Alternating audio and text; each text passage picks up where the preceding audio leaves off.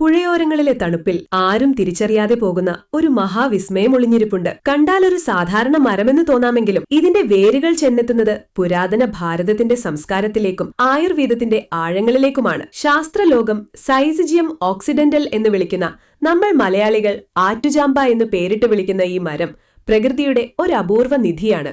ഭാരതീയ സംസ്കാരത്തിൽ ജംബു അഥവാ ചാമ്പവർഗത്തിൽപ്പെട്ട മരങ്ങൾക്ക് വലിയ സ്ഥാനമാണുള്ളത്. നമ്മുടെ പുരാണങ്ങളിൽ ഭാരതത്തെ വിശേഷിപ്പിക്കുന്നത് തന്നെ ജംബുദ്വീപ് എന്നാണ്. ആ ജംബുവർഗത്തിലെ ഏറ്റവും വന്യവും പവിത്രവുമായ ഒന്നാണ് ഈ ആറ്റുചാമ്പ. പുരാതന കാലത്ത് നദീതീരങ്ങളിൽ തപസ് ചെയ്തിരുന്ന മുനിവര്യന്മാർക്ക് തണലേകിയിരുന്നത് ഈ വൃക്ഷങ്ങളാണ്. പ്രകൃതിയെ ദൈവമായി കണ്ടിരുന്ന നമ്മുടെ പൂർവികർ പുഴയുടെ കാവൽക്കാരനായാണ് ആറ്റുചാമ്പയെ കരുതിയിരുന്നത്. നദികൾ വഴിമാറി ഒഴുകാതെയും കരയിടിയാതെയും സംരക്ഷിക്കുന്ന ഈ മരം പ്രകൃതിയുടെ രക്ഷാകവചം തന്നെയാണ്. ഇനി ഇതിന്റെ അത്ഭുതപ്പെടുത്തുന്ന ഔഷധ ഗുണങ്ങളിലേക്ക് വരാം. കേവലം ഒരു കാട്ടുപഴം എന്നതിനപ്പുറം ആയുർവേദം ഈ മരത്തെ ഒരു ജീവ ഔഷധിയായാണ് കാണുന്നത്. ഉദരരോഗങ്ങൾ, കഠിനമായ വയറുവേദനയും വയറിളക്കവും കൊണ്ട് ബുദ്ധിമുട്ടുന്നവർക്ക് ആറ്റുചാമ്പയുടെ തൊലി കഷായം വെച്ച് കഴിക്കുന്നത് ഉടനടി ഫലം നൽകുന്ന ഒരു സിദ്ധൌഷധമാണ്. കുടലിലെ അണുബാധകളെയും മുറിവുകളെയും ഉണക്കാൻ ഇതിലെ ഘടകങ്ങൾക്ക് പ്രത്യേക കഴിവുണ്ട്. പ്രമേഹ നിയന്ത്രണം, ഇതിന്റെ വിത്തുകൾ ഉണക്കിപ്പൊടിച്ചുപയോഗിക്കുന്നത് രക്തത്തിലെ പഞ്ചസാരയുടെ അളവ് കുറയ്ക്കാൻ സഹായിക്കുമെന്ന് ആധുനിക പഠനങ്ങളും ശരിവെക്കുന്നു. വിഷഹാരി, പാരമ്പര്യ നാട്ടുവൈദ്യത്തിൽ ചില വിഷബാധകൾക്കെതിരെയുള്ള മരുന്നുകളിൽ ഇതിന്റെ ഇലകളും മരത്തോലും ചേർക്കാറുണ്ട്.